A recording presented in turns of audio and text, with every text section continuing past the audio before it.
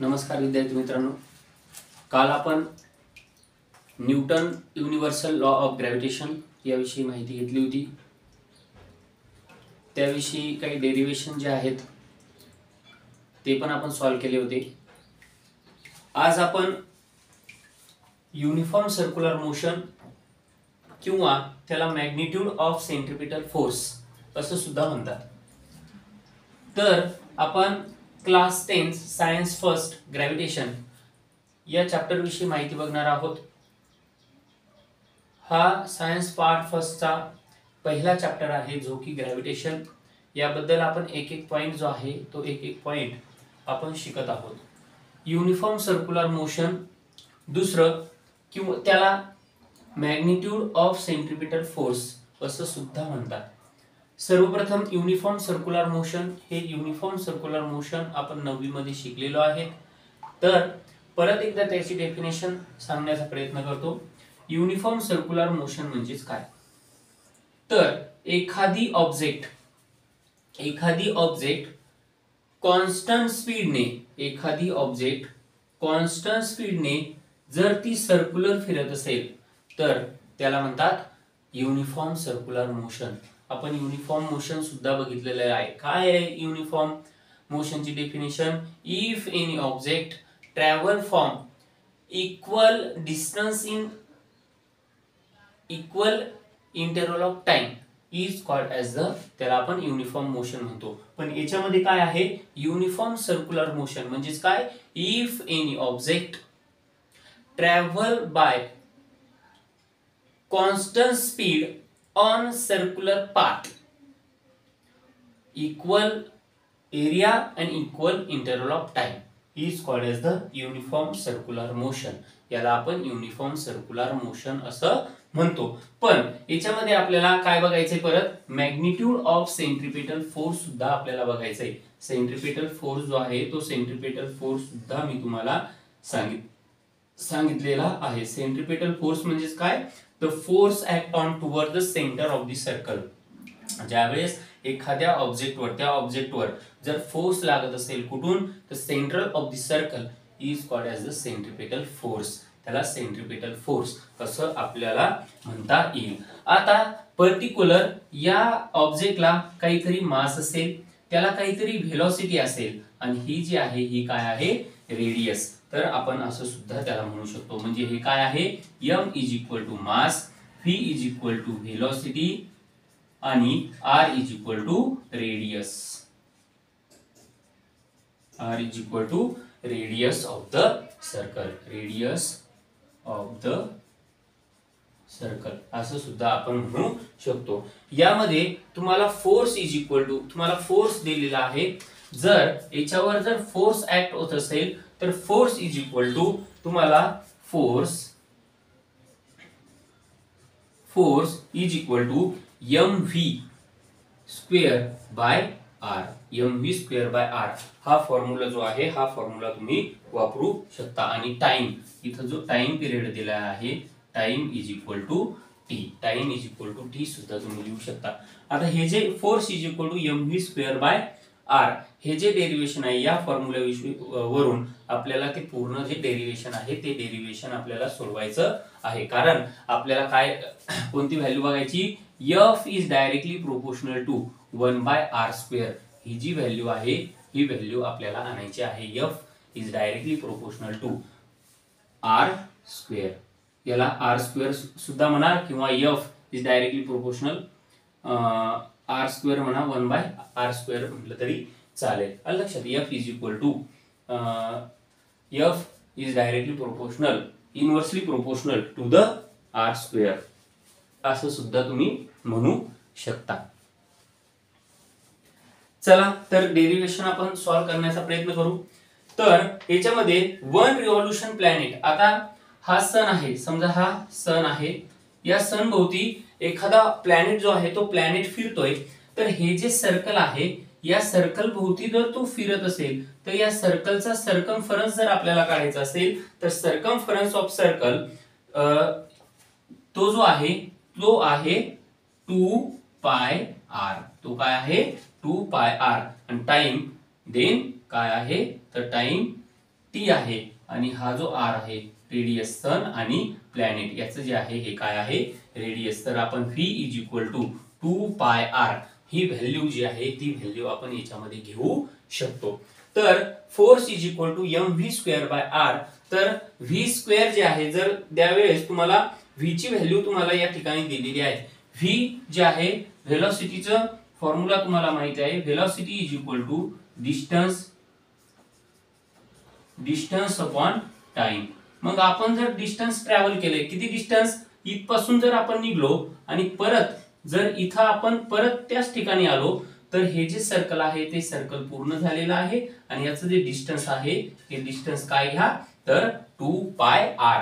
म्हणजे v is equal to v जर आपल्याला काढायचं असेल तर v is equal to distance upon time आपल्याला घ्यावा लागेल आणि v इज इक्वल टू आपल्याला कोणतं घ्यावं लागेल v is equal to 2πr upon time आपल्याला घ्यावा लागेल. म्हणजेच v is equal to distance किती दिलेलं आहे तर 2πr आणि टाइम काय दिलेला आहे t. हा फॉर्म्युला आपल्याला हा जो फॉर्म्युला आहे हा फॉर्म्युला आपल्याला वापरावा लागेल आणि 2πr हे काय आहे सर्कम्फरन्स ऑफ सर्कल.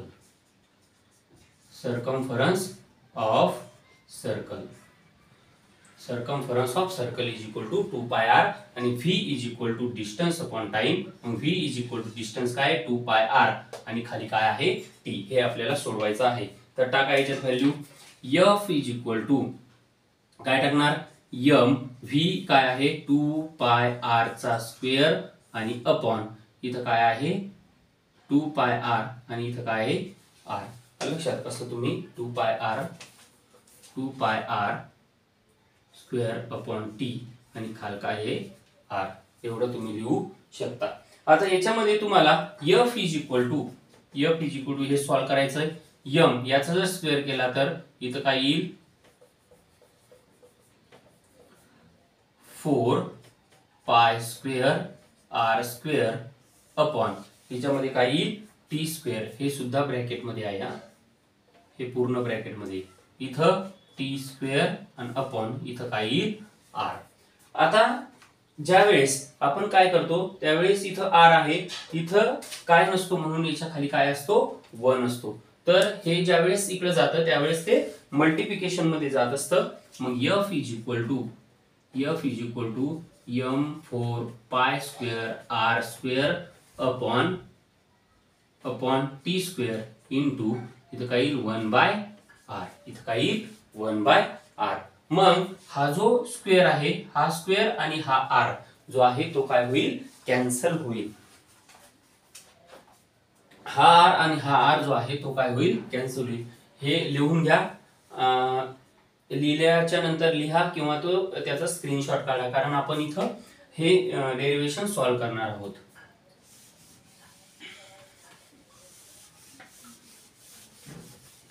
त्यानंतर खाली काय आले तर f is equal to m4π square r upon इथं काय येईल t चा स्क्वेअर येईल. इथं काय येईल t चा स्क्वेअर येईल.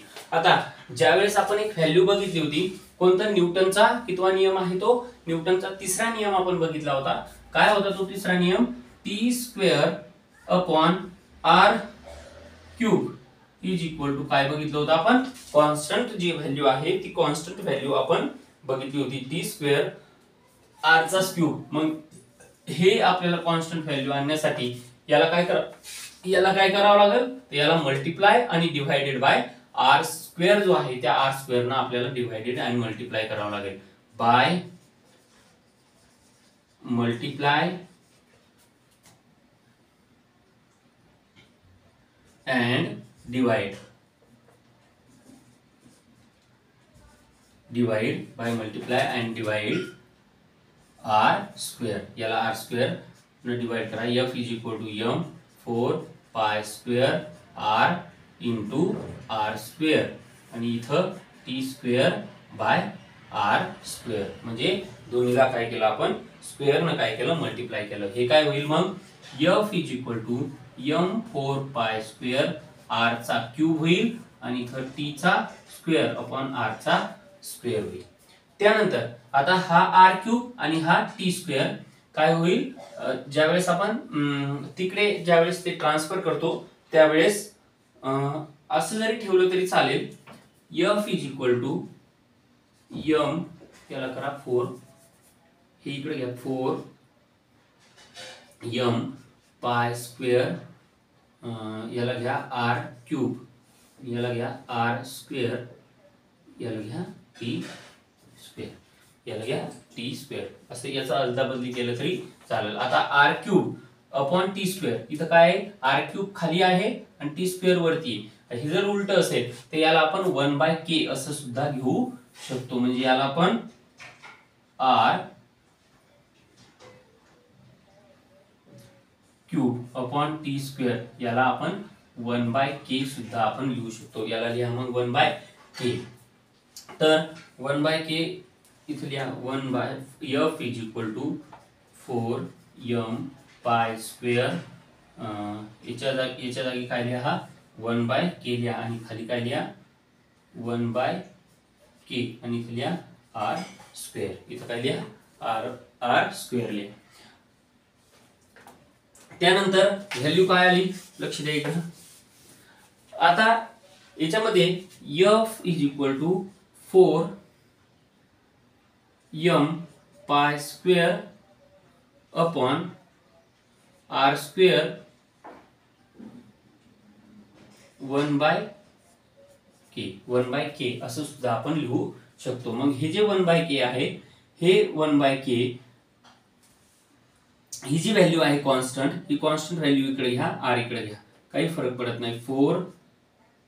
4m pi square upon k इकडे आणला आणि 1/r स्क्वेअर असं लिहिलं तरी चालतं. आणि हे जे आहे 4m पाय स्क्वेअर जे आहे, 4m pi square upon k जे आहे ते k काय आहे, कॉन्स्टंट आहे. मग ही जी व्हॅल्यू आहे 4m pi square upon k, ही जी व्हॅल्यू आहे ही काय आहे, कॉन्स्टंट.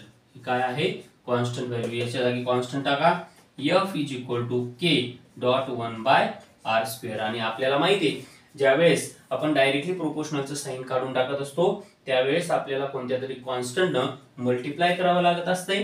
पण इथं काय आहे, ऑलरेडी k इथं मल्टिप्लाय झालेला आहे, पण आपल्याला इथं काय करायचं, इनव्हर्सली प्रोपोर्शनल म्हणजे k काढून टाकायचा आणि डायरेक्टली प्रोपोर्शनल आपल्याला साइन टाकायचंय आणि नंतर हे काय होतं तर इनव्हर्सली प्रोपोर्शनल ते होत चालतं. मग f is equal to f is directly proportional. आता हे डायरेक्टली प्रोपोर्शनल साइन आहे. f is equal to directly proportional 1/r square, 1/r square. आणि याला आपण असं सुद्धा म्हणू शकतो f is inversely proportional to the r square, असं सुद्धा या ठिकाणी तुम्ही म्हणू शकता. आणि हे जर आपल्याला परत सोडवायचं असेल तर परत ही व्हॅल्यू येते, पण ही व्हॅल्यू इथं लिहायची नाही. ही व्हॅल्यू इथपर्यंत ते संपलंय. आता जर याचा कन्वर्ट जर परत तुम्हाला याच्यामध्ये करायचं असेल तर ऑलरेडी मी तुम्हाला सांगितलेलं आहे मागच्या व्हिडिओमध्ये, जर डायरेक्टली प्रोपोर्शनलचं साइन जर काढून टाकायचं असेल तर कोणत्या तरी कॉन्स्टंटनं आपल्याला मल्टिप्लाय करावं लागतं. मग परत याचं काय येईल, म्हणून f is equal to k dot 1/r square. ही परत जी व्हॅल्यू आहे ही परत व्हॅल्यू आपल्याला काय होईल, परत ही व्हॅल्यू आपल्याला मिळून जाईल. अशा प्रकारे युनिफॉर्म सर्क्युलर मोशन किंवा मॅग्निट्यूड ऑफ सेंट्रिपिटल फोर्स या ठिकाणी हे जे सगळं डेरिवेशन आहे, हे डेरिवेशन महत्वाचं आहे, परीक्षेत विचारू शकतात. एवढं डेरिवेशन आज आपण एवढं डेरिवेशन बघूयात आणि स्टॉप करूयात. आणि त्याच्यानंतर आपण अर्थ ग्रॅव्हिटेशनल जे ऍक्सेलरेशन आहे ते अर्थ ग्रॅव्हिटेशनल ऍक्सेलरेशन किती आहे, त्याच्यामध्ये जी ची व्हॅल्यू किती आहे, आपण जी ची व्हॅल्यू जी आहे ग्रॅव्हिटेशनची व्हॅल्यू आपण 9.8 लिहितो, पण ती 9.8 आहे का समथिंग काही दुसरीच व्हॅल्यू आहे, हे आपण पुढच्या व्हिडिओमध्ये बघणार आहोत. तर तोपर्यंत थँक्यू, धन्यवाद.